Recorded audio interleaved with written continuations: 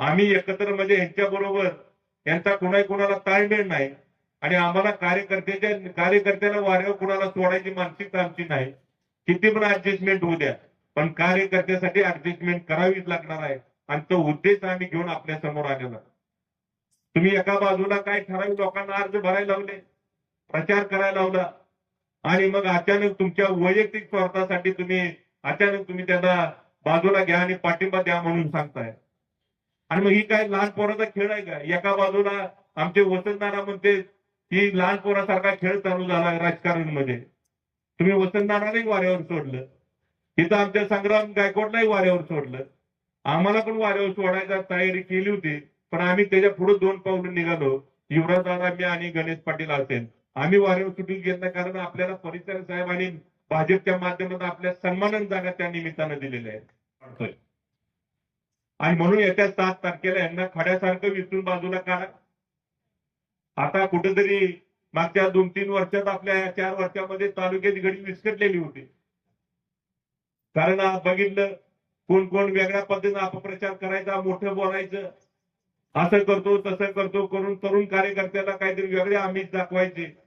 आणि काही ठिकाणी तुम्ही 1-2दा सक्सेस झाला, पण आता ही जनता पंढरपूर तालुक्यामधले जनतेनं आता ओळखलंय. कारण तुम्हालाच आता तुम्ही काय पद्धतीने निवडणूक करताय ते जनतेच्या लक्षात आलेलं आहे. आम्ही काल पुरुषमध्ये गेलो, तिथं विरोधी पक्षाचा कोणच उमेदवार, जिल्हा परिषदला उमेदवारच नाही. पंचायत समितीच्या काही ठिकाणी कुठलं चिन्ह नाही हे तर आम्हाला लक्षात येत नाही. फक्त काळे घराणं आणि पाटील घराणं संपलं पाहिजे ही मानसिकता काही लोकांनी घेतलेली आहे. पण मला एवढं सांगायचं आहे, जे म्हणणारे संपतील, पण काळे घराणं पाटील घराणं संपणार नाही. कारण आम्ही बघतोय निवडणुका पंचायत समिती, जिल्हा परिषद येत्या, काही ठिकाणी जागा मोकळ्या सोडायच्या, काही ठिकाणी कोण वेगळं तुतारी घेतय, कुठलं डबडं टीव्हीचे डबडे घेऊन फिरतय, कोण काय करतय हेच कोणाला ताळमेळ नाही. आणि मग मात्र इथं येता तुम्ही निवडून आम्हाला इथं केवळ फक्त वाकरी जिल्हा परिषद पंचायत समिती गट टार्गेट करायला. कारण वाकरी जिल्हा परिषद पंचायत समिती गटावर अख्ख्या सोलापूर जिल्ह्याचं लक्ष आहे. पण वाकरी जिल्हा परिषद गट, पंचायत समिती गट हा काय कुठल्या लुंग्या तुंग्याचा गट नाही. त्यांना एक वेगळा आदर्श, वेगळ्या विचाराचा गट आहे. तुम्ही किती जरी गैरसमज करून दिलं तर हा गट तुमच्या आता आमिषाला बळी पडणार नाही. त्याचं मत हे 7 तारखेला तुम्हाला त्या निमित्तानं दाखवलं जाईल. आणि त्याची जागा तुम्हाला 7 तारखेला 9 तारखेला जेव्हा मोजाय बसताल तेव्हा ह्यांना आपल्या पायाखालची वाळू घसरलेली लक्षात येईल मित्रांनो. कारण बाहेरच्या उमेदवारासाठी भागातल्या उमेदवाराला पाठिंबा द्यायचा ही कुठलं नैतिकता आली? काय देण्यात येणार? बाहेरचा उमेदवार आणायचा आणि भागातल्या उमेदवाराला पाठिंबा द्या म्हणून सांगायला सरपंच, ही काय पद्धत आहे का? आणि मग लहान मुलासारखं राजकारण आहे. पण आता लोकांनी ठरवली निवडणूक आता लोकांनी हातात घेतलेली आहे. कारण तुम्ही जे वेगळं अपप्रचार करताय, वेगवेगळं आमिष दाखवताय, वैयक्तिक स्वार्थापोटी तुम्ही निवडणूक लढवायला लागला हे लक्षात आलेलं आहे. आणि आम्ही आज मतं मागण्यासाठी येत असताना आम्ही काय डायरेक्ट मत मागण्यासाठी आलो नाही.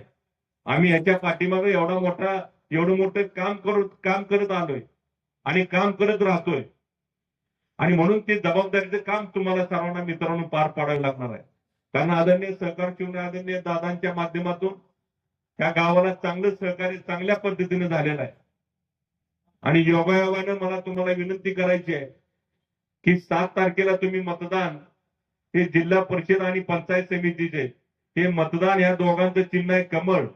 कमळ या चिन्हाच्या समोर बटन दाबून त्यांना आशीर्वाद स्वरूपी मतदान द्यावं ही विनंती मी तुम्हाला या निमित्तानं करतोय. कारण 7 तारखेला मतदान आहे आणि 9 तारखेला दादांची पुण्यतिथी आहे. ज्यावेळेस दादांच्या पुण्यतिथी दिवशी पेट्या उघडतील त्या टायमाला लक्षात येईल की आपला गट, कल्याणराव काळे असतील, परिचारक साहेब असतील, पाटील साहेब असतील, सगळ्यांनी मिळून हा गट चांगल्या पद्धतीने ताब्यात ठेवलेला आहे. आणि त्याची पोच पावती मला येत्या दादांच्या पुण्यतिथीच्या निमित्तानं 9 तारखेला तुम्ही द्याल अशी अपेक्षा आपल्याकडे व्यक्त करतो आणि माझे 2 शब्द संपवतो. जय हिंद, जय महाराष्ट्र.